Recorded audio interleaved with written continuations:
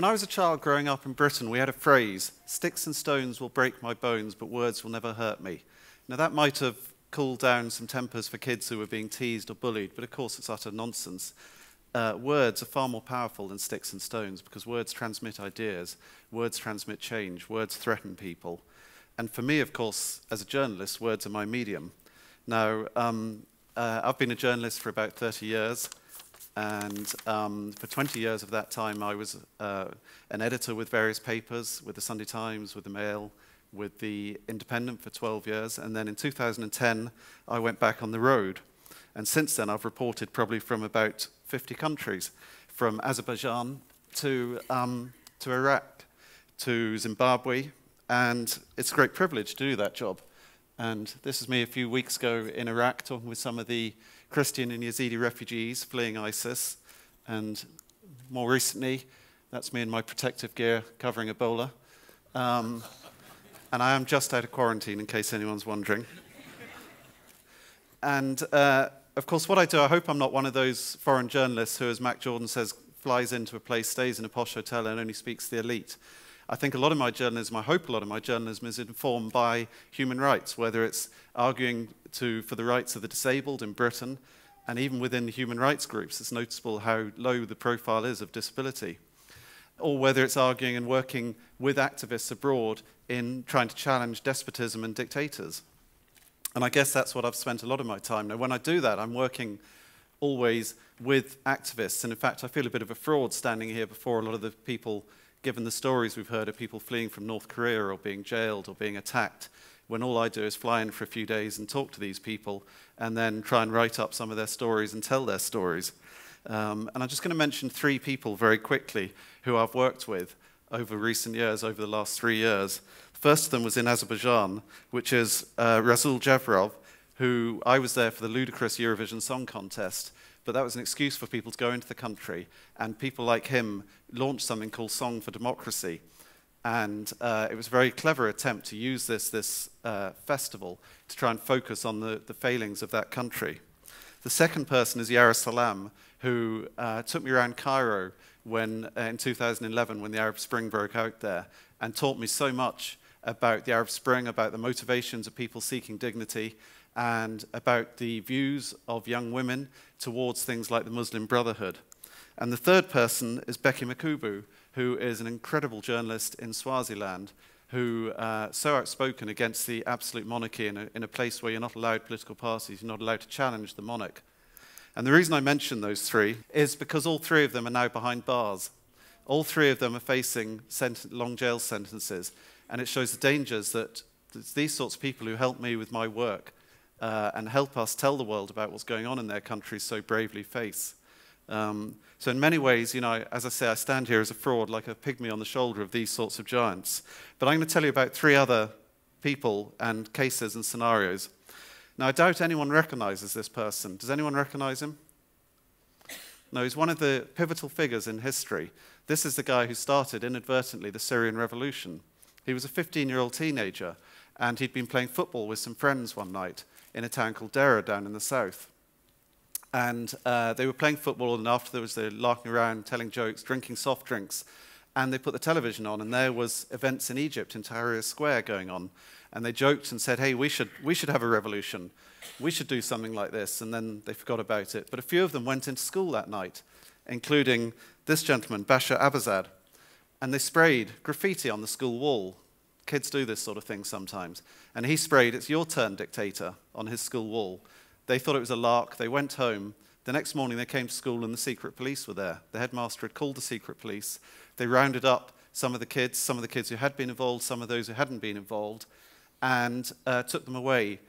And of course, they tortured them horribly. It's unbelievable, his story. This was a 15-year-old kid who had rubber tubing put over his head for days on end, was crouched up inside a tire, was beaten on the back, was beaten on the toes, day after day after day, along with 14-year-olds and 16-year-olds, and they rounded up his family.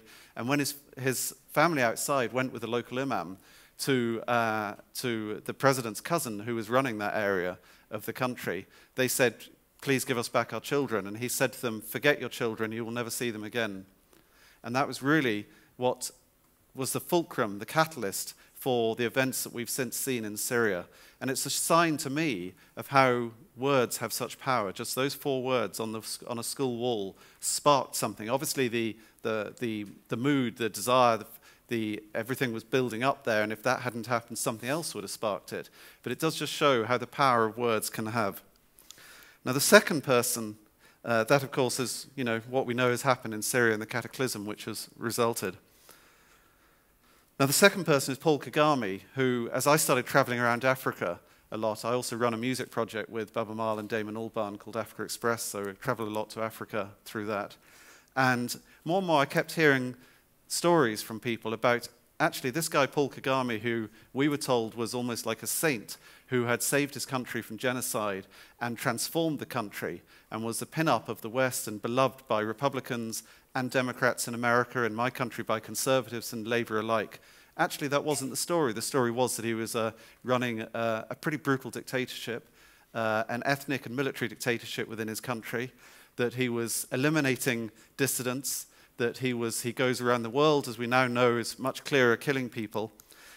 And I actually ended up having a Twitter row with Paul Kagame in 2011. I saw something in the Financial Times and just tweeted off something saying, quoting what he'd saying and calling him despotic and deluded. And I went for a walk and I came back and there was Paul Kagame having a go at me. So I thought, okay, so what do you do when Paul Kagame's having a go at you on Twitter? You get tweeting back. So I got tweeting back and I sent him copies of human rights reports and he was attacking me, and I suppose to one extent it was very good that he was engaging with a critic, but as I pointed out, he doesn't engage with his own critics in his own country, he just kills them. And this became a big sort of story, and it was the first time a president had engaged with a critic, a journalist, on Twitter. Now, of course, the interesting thing about what's happening in Rwanda is, again, the power of words and the way we have a sort of warfare over words. Because Paul Kagame has taken the word genocide, which his country went through the most, as we all know, the most appalling genocide, but he's used that to close down debate. So anyone who criticizes him, any opposition leader, any foreigner, any dissident within his own party is accused of being either a terrorist or a genocide, a supporter of genocide, and they end up being jailed like this opposition leader here. And it does again show the way words are manipulated. They become a form of modern warfare, that you take words and you twist them and you use them to stifle debate and you use them to subvert the very things which you're meant to be standing up for, like democracy or freedom. We see it also in Ethiopia, which jails more journalists than any other country, where they use the language of the war on terror and as such a vital supporter of America and the West in the war on terror, and they use that to jail and drive out independent journalism. Then the third story I'm going to talk about is thing we've heard a lot about here, which is Ukraine. I wasn't familiar with the Ukraine until I went there earlier this year, and I got there the day before the shootings in Maidan. And so I saw the shootings in Maidan, and then I stayed there for the next few days, went to saw some of the houses being liberated, heard the speech when Yulia Tymoshenko was released, and then I ended up going down to Crimea for the next month and spent the month watching the whole process in Crimea. And it was amazing to watch. I was in with, I don't know if people are familiar with Colonel Yuli Mark, but I was in with him for 2 days. He was really the one person who stood up to the Russian invasion, and incredibly, he had a wedding when there were tanks in the hills all around him about to come down and take over his army base, and was the coolest person I think I've ever seen.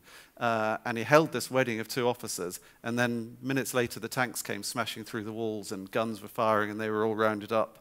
And that's him saluting. But it was tragic to see this place, and then later on to go up to Donetsk and see a country which only really wanted a simple thing, which is a very pure vision of Europe in terms of democracy and freedom, being willfully torn apart by a foreign power for fear of what might happen in their own lands because of a repressive autocrat not wanting this sort of demonstration on his doorstep.